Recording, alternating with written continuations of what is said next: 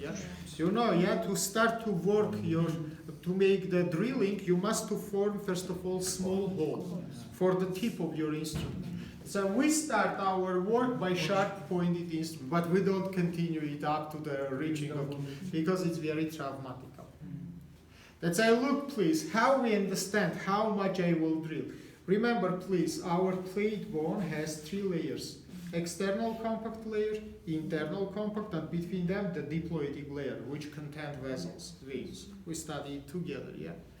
Let's say, then you start to make drilling by sharp pointed instrument. First of all, the pieces of the bone will have white color, because compact layer doesn't contain vessels. If you will see the red portions, it means you reach the diploidic layer, second layer. You change tip to the ball side. And you continue, ball side tip has sharp margins, but not sharp tip. It can't perforate the structures. It just enlarge and little bit goes to. How much you make the drilling by this ball shape instrument? To see once again white pieces, it will be internal compact layer. Then you see internal compact layer, you take the probe,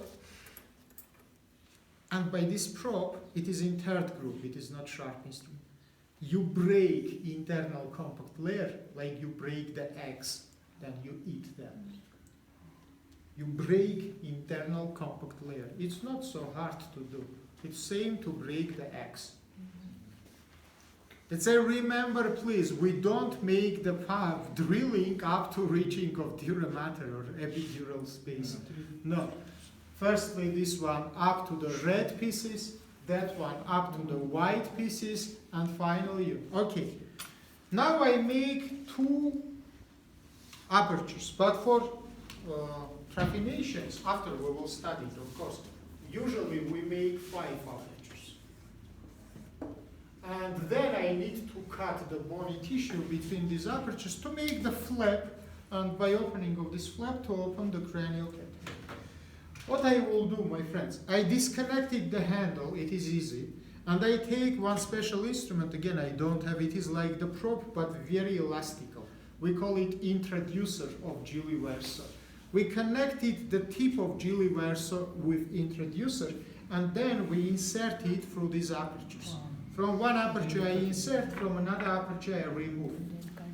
Then I tie this introducer, I inserted my Gili verso through both apertures. And I start to make cutting from inside to outside. One time you inserted all the holes and firstly I cut between 2, then between this 2, and continue. Let's say, remember my friends, only by this saw you can make sewing from inside. By that saw it will be impossible. You can cut only from outside to inside. You cannot insert it inside. And remember please, then you make these cuttings, you cut this bone tissue not straightly, but in 45 degree. Why? Because after operation you will replace this bone into its place. If it will be cut, it hold your hands. If it will be cut it straightly, it will fall down to the inner structures. Let's say this is the direction to hold the flap of the bone. Let's say remembering, please, and let's continue. Sorry, but I think you put some gel or something to stick it together, or not? We have glue. Yes, of course, we haven't glue, we haven't special Metallica sutures. All of them I will teach you. But in any case, my friends, we will try to prevent any pressure sinking of the flap. Let's say I will try to make, I will not think only about the glue which is connected the margins. I will try to have good base, strong base for this flap. Yeah, why I need the problem. Okay, let's continue. Next instruments, which is also sharp, we call the needle spoons. Yeah, they have the form of the spoon, yeah? And you can see that exactly these spoons we call the Volkmann spoon. There are another type of the spoon, we call it beer spoon. What the difference? Volkmann instrument has 2 spoons in both ends. Beer instrument has only 1 spoon in one end. Just this is difference between them. margins is very sharp and there are cavity. What we do with this instrument? We clean the bone cavities from necrotical masses. For example, there are osteomyelitis, inflammation of the bone. We scratch and we clean some pathology. For example, bone tumors. To not separate. Yeah, I can't take the scissor and cut the bone tumor. Yeah, I can scratch and clean the cavities. Yeah, by enlarging of the cavities, I will take the more big instrument. Let's say I will start from small size and I will become to big. Usually one tip is small, second tip is big. Let's say this is the movement which I make by this scratching movement. I clean the surfaces, I clean the cavities of the bones. Remember it, please. And let's continue. These instruments which you see, it is the bone forceps. All these bone forceps, for example, this one is the Luyer bone forceps. That one is the Judson bone forceps. This one, it is a rib scissor. We cut the ribs by this instrument. All these instruments, it is for cutting of the bones. But what the difference between scissor instrument and simple bone instrument? This one we call bone nibbling instrument. Not cutting, but nibbling. What the purpose of bone nibbling instrument? To make straight the margins of the bone tissue. For example, after the fracture, there are not straight margins. And you know, yeah, to make the connection, I must have absolutely straight. I take this instrument and I start to clean the surface. For that purpose, the Judson instrument is better. If you will look, you will see the spoon-shaped depression on the tip of this instrument. Why it's necessary? To not lose the fragments of the bone after the cutting. It will, for example, if I will use the, for example, Luyer instrument, the pieces of the bone can be fall down inside of the wound and I will not find it. Let's say Judson instrument on the tip has the depression. Then you cut, you hold the piece and you open and clean it inside of it. So remember, please, this is the instrument of the Judson. Generally, my friends, I show for you the main type of sharp instruments. Yeah, I forget to show for you the, yeah, I forget to say you that Metallica Scalpels can be also with changeable blade and with non-changeable blade. It is some middle position between single type of using of instrument and many types. Here you need only to make sterilization of handle. Tip you change during any operation. Handles is, by the way, in my opinion, it's the best variant. It is not so expensive. You can use the handle a lot of times, but you just change the tip of the instrument. You open and replace the tip. Okay, well, now let's come to the group number 2. Here you can see the instruments which we call arterial forceps. How we differ these forceps to each other.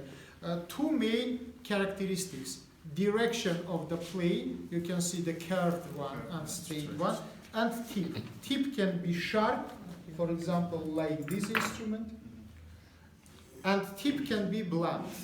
And last characteristics, it is inner side of this instrument.